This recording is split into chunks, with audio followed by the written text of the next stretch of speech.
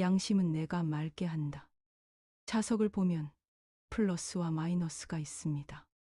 플러스와 마이너스가 서로 마주 보고 있으면 붙으려고 하는 힘이 생깁니다. 플러스와 마이너스 사이에 아무것도 없으면 둘이 잘 붙습니다. 참아버님께서도 플러스와 마이너스에 관해 말씀하셨습니다. 플러스는 늘 마이너스를 찾고 마이너스도 늘 플러스를 찾습니다. 그러나 둘 사이에 무언가가 있으면 붙지 않습니다. 하나님과 인간 사이를 자석으로 비유해서 말씀하십니다. 하나님도 늘 인간에게 오시고 싶어 하시고 인간도 하나님 가까이 가고 싶어 합니다. 가능하다면 떨어질래야 떨어질 수 없을 만큼 딱 붙어서 지내고 싶어 하는 것입니다. 부모와 자식의 관계입니다. 하나님과 인간과의 관계입니다. 하나님은 항상 우리 인간에게 오시고 싶어 합니다. 우리도 하나님께 가까이 가고 싶어 합니다.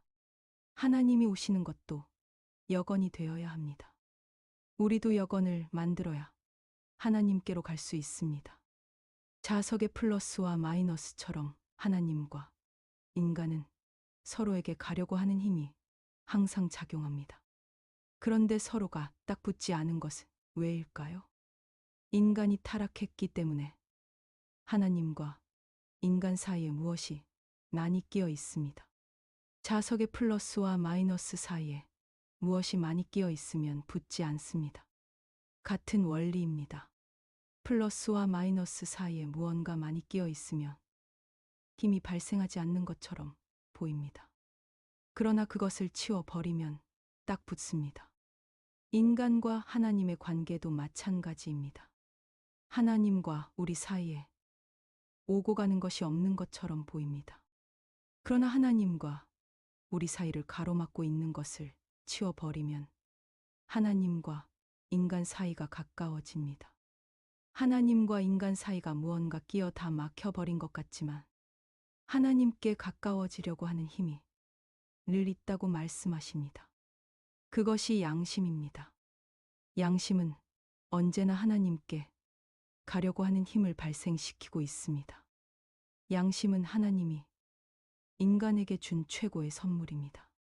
말씀에 의하면 인간이 하나님을 맞이하고 못하는 것은 인간의 책임이라고 했습니다. 타락으로 인하여 인간의 양심에 무언가가 많이 끼어 버렸습니다. 이것을 치우지 않고는 하나님과 가까워질 수가 없습니다. 하나님께서는 원리가 있는 곳으로 가신다 라고 하셨습니다.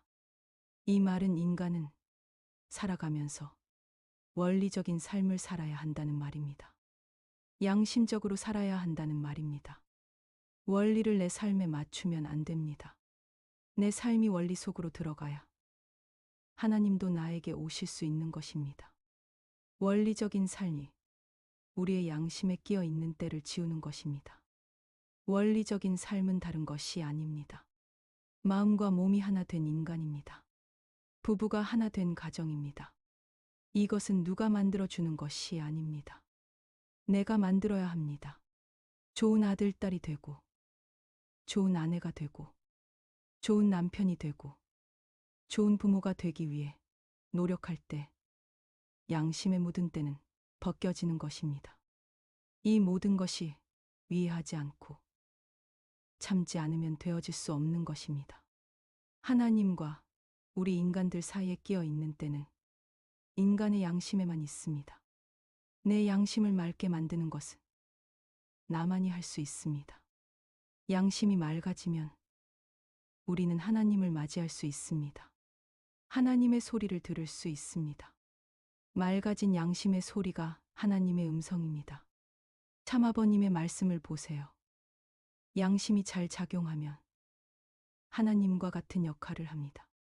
말씀에 의하면 인간이 지상에서 항해하는 데 필요한 나침반으로 하사하신 것이 양심이라고 했습니다.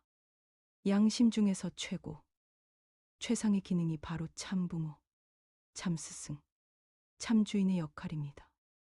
양심은 우리가 태어날 때부터 참부모, 참스승, 참주인의 위치에서 우리의 생을 지도하고 교육하는 하나님의 대신자입니다. 우리의 일거수일투족을 한순간도 놓치지 않고 인도하고 감시하는 책임을 지고 있는 것이 양심의 기능입니다. 양심이 맑아지면 이런 하나님의 역할을 하는 것입니다. 양심은 항상 하나님을 향하고 있습니다. 양심의 때를 벗기면 양심은 하나님의 모든 것을 이어받아서 하나님의 역할을 이어받습니다.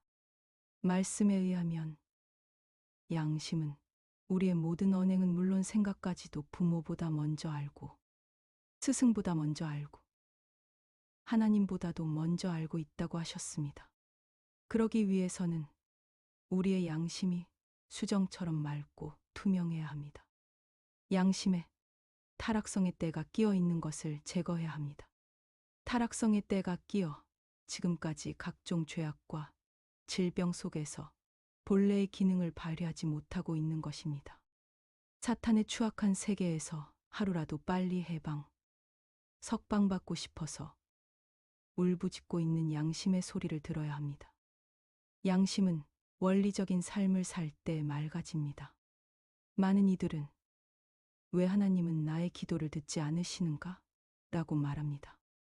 이런 말을 하기 전에 하나님은 원리적인 길을 찾아오신다는 말씀을 생각해야 합니다. 내가 원리적인 삶을 살고 있는가?